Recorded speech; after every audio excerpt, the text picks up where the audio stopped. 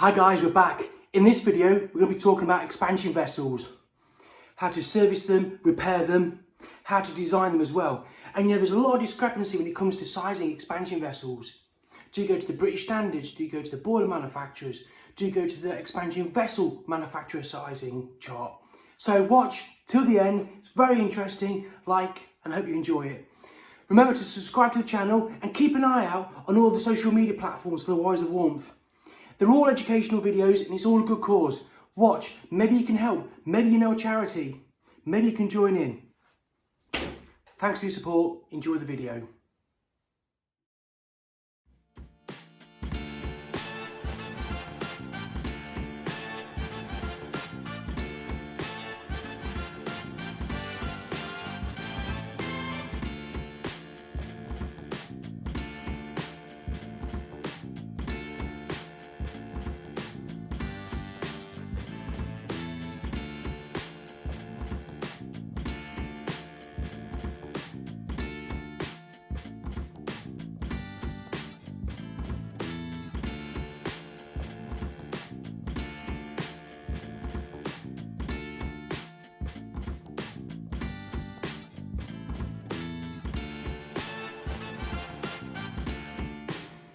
This thread is where I'll be joining the pressure gauge in. This little unit here, this is where I'll be connecting the drain off, connecting onto the heating system. The PRV I'll be connecting further up the pipeline because that's where the discharge is already connected.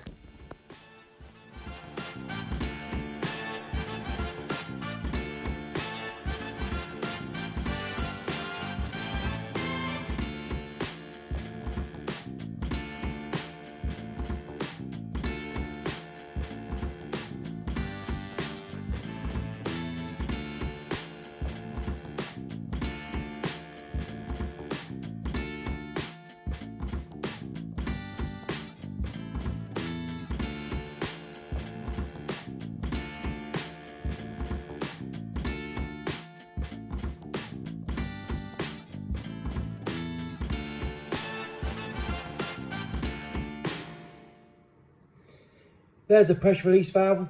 They're always red. Open up at 3 bar. Always discharge the PRV pipe, the blow off, where it can't freeze and cause a trip hazard, or it's not going to freeze the brickwork and bring the brick faces off. Always connect the expansion vessel on the return. That is the coolest place and it won't damage the neoprene diaphragm inside. Third double check valve on the heating. Always remove the filling loop and explain to the customers and tenants how to repressurize the system. Set the red arrow to where it should be and give them guidance. So here we have a pressure release valve. So this is the pressure release valve. This one's threaded in.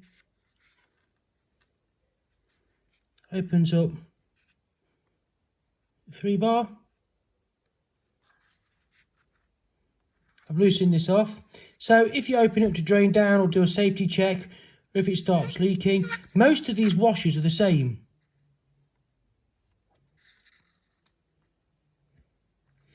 Give that a bit of a clean. Put a bit of lubrication on it, clean it, bit of lubrication. Clean that with your tap receipting tool. And it should seal it. But these washers are 98% of the time the same. So now we've got the basics of the expansion positioning.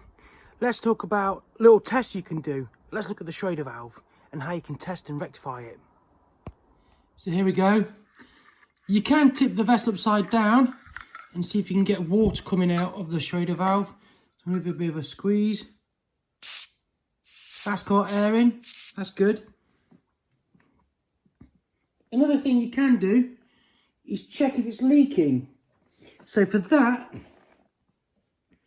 I'm going to get some LDF spray.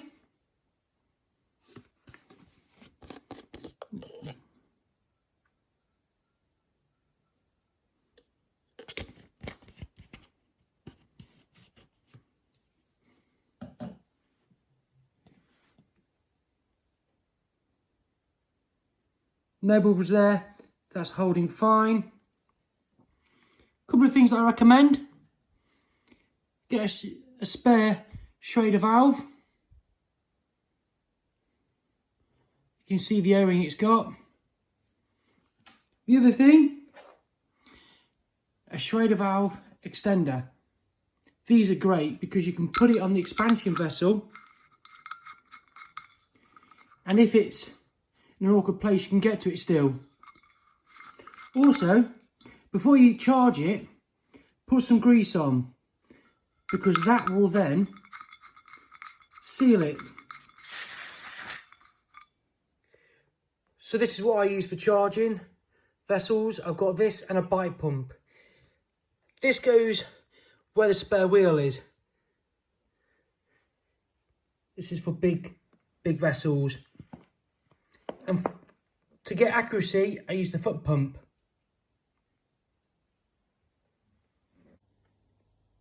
So before I recharge it, I've opened the PRV, drained a bit of water out, I've cleaned it. So the reason why you have an open end, like a drain valve or here radiator valve, is so when you're charging the vessel, the diaphragm can open up and not feel any resistance.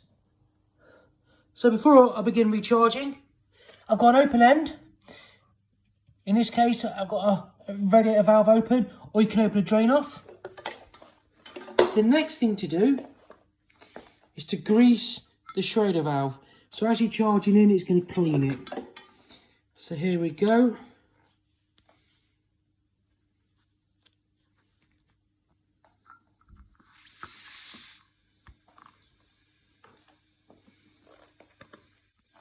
The pressure. So there's no pressure in it. It's connected to a strong bike pump. Now it's time to start charging.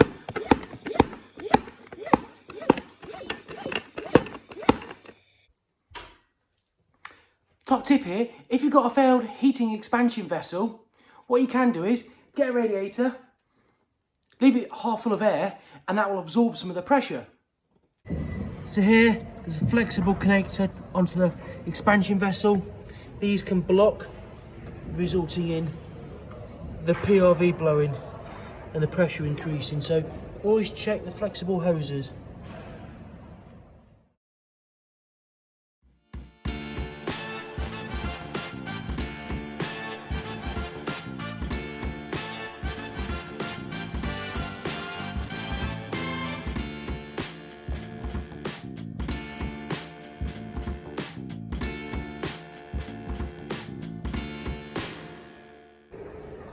Cold water, unvented, solar.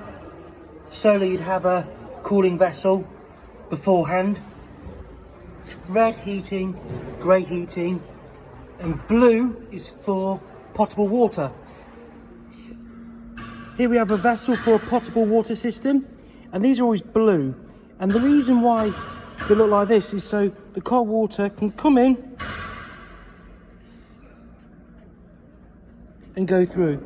So a potable water system, water doesn't go stagnant inside, and these are always blue. Commercial expansion vessels don't actually have diaphragms inside, they just hold vast amounts of water.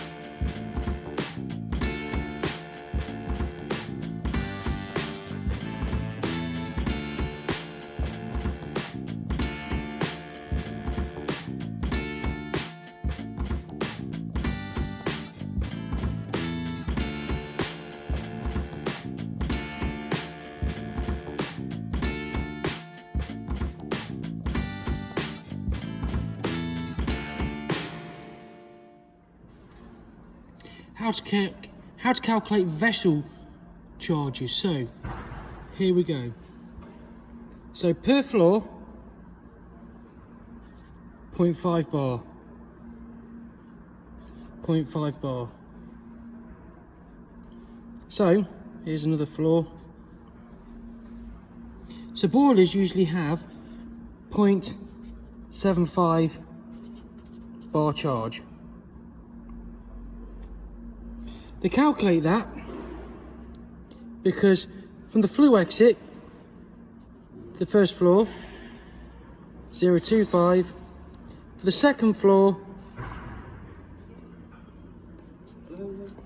is 0.5 bar. And that's how they come up with that. So, here's a little bit of a chart look. So, if you fit an expansion vessel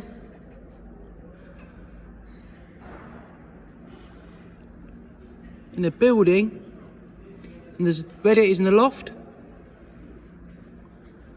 radiators in the second floor, radiators in the first floor, and you've got ground floor. Theoretically speaking, for that vessel charge, 0.5, 0.5, 0.5, flue coming out about here, 0.25. So really, for that 4-storey building, the charge has to be 1.75. And that will keep the vessel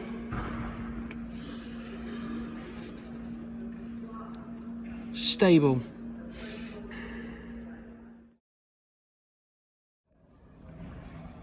So this is from the British standards and how to size your vessel. So PRV blow off is at 3 bar. The system works at 1 bar. So let's take, for example, if you've got a 100 litre system at 1 bar, you need an 11 litre vessel. But at the bottom, you have a conversion factor. So, using the conversion factor, if you had 100 litres and the working pressure was 1.5, you do 100 litres times 1.5 conversion factor, and it gives you just under 16 litres. If you did 100 litres using the working pressure 1 bar, it will calculate 10.9. So this bit at the bottom is your litres times the conversion factors. So here goes one more example. PRV blows off at 3. The system pressure is 1. I'm going to use this for an example. And it has 80 litres, 85 litres. 85 litres times 1.109 equals a 9.27 litre vessel. So here we have the vessel sizing from a vessel manufacturer. Completely different. So let's look at a 20 kilowatt boiler. They recommend a 12 litre expansion vessel. I'm not going to say which vessel manufacturer it is, but 22 kilowatt boiler should have a 12 litre expansion vessel. So this is the specifications from a boiler manufacturer for a system boiler. So their system boiler, this is the specifications from a 20 kilowatt system boiler to a 35 kilowatt system boiler. The vessel sizing for the boiler for the whole range is 10 kilowatt. So there's a massive issue here in the heating industry. 35 kilowatt, 20 kilowatt comes with a 10 litre. A boiler manufacturer, that is, going back to an expansion vessel company, a 32 kilowatt, 18 litre, 21.5 kilowatt boiler, 12 litre. So a boiler manufacturer, system boiler, 10 kilowatt, is clearly undersized.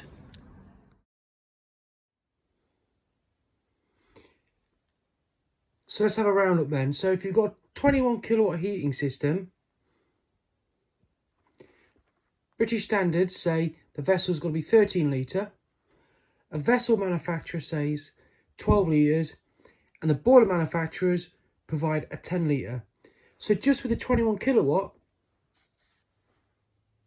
we're out already. So if it was a 35 kilowatt heating system, there really is some discrepancy there. So always look at the manufacturers for vessels, boilers, and then look at the British standards.